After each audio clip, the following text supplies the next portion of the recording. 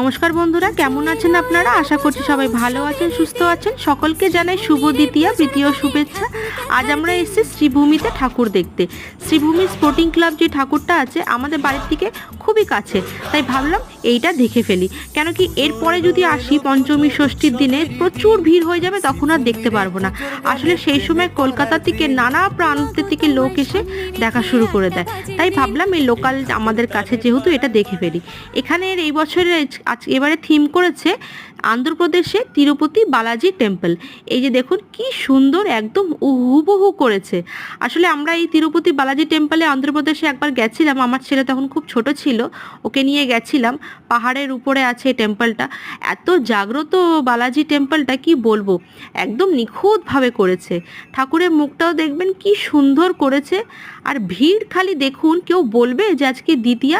এবারে লোক মহালয়ার পরের থেকেই দেখা শুরু